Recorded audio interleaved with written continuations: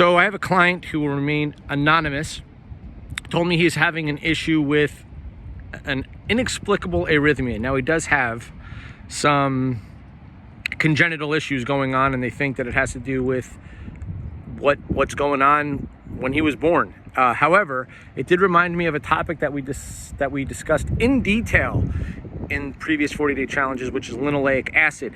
We talked about it very much in terms of losing weight, how and why linoleic acid is a problem, and I did discuss how prone it is to oxidative stress. Linoleic acid is an omega-6. So in general, if you're wondering, well, how am I getting it in my diet? You're getting it through seed oils. And everybody says the same thing. Well, I don't eat seed oils. Well, guys, if you're eating out of boxes, packages, and cans, I promise you're getting a lot of linoleic acid. Soybean oil is... our consumption of soybean oil is up literally in the past 100 years times 1,000. That's just one form of linoleic acid. So, corn oil, peanut oil, soybean oil, there's a bunch of them. Any seed oil, grapeseed oil, safflower oil, all that stuff. So the bottom line, guys, is you want to make sure that you're managing that. And that's one of those factors that we talked about in weight loss, where you're not thinking about it. Rather, people just think, oh, how many calories did I eat? How many points did I eat?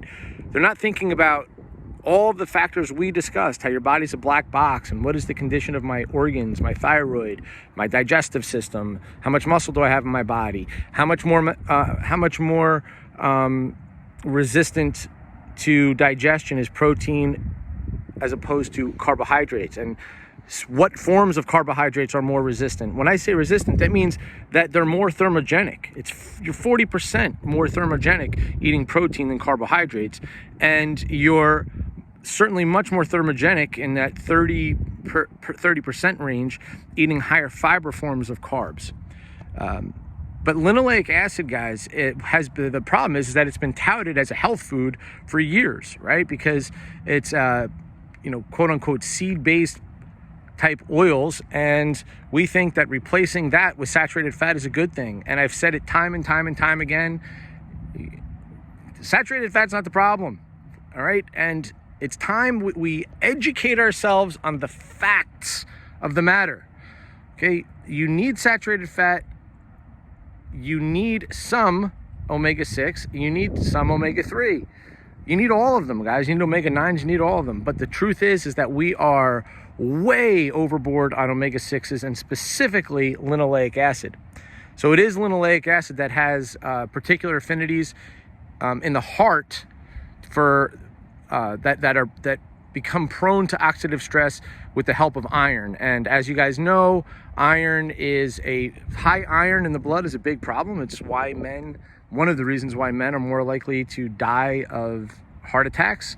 Women are much more likely to be anemic than men, which carries its own problems. But if you have way too much iron in your body, you're way more prone to oxidative stress, and you combine that with omega-6, specifically linoleic acid intake, high amounts, which is right now estimates of about 15 to 20% of the American diet is in that form of omega-6. So it turns out, and I will obviously share these videos with you guys, that yes, linoleic acid does in fact cause arrhythmia in the heart.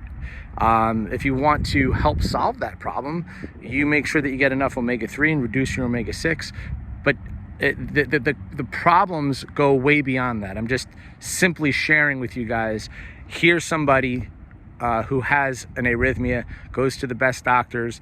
Of course, none of the doctors shared what I'm sharing with you guys about omega-6 or to check that. You have to do your own due diligence.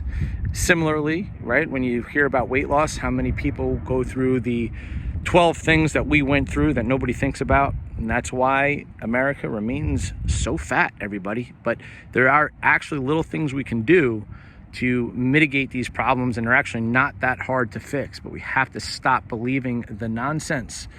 All right, guys, hopefully that was helpful to you, and I will link the videos along with where and when to listen to, and I will share more than one source of information. All right, have a good day, everybody.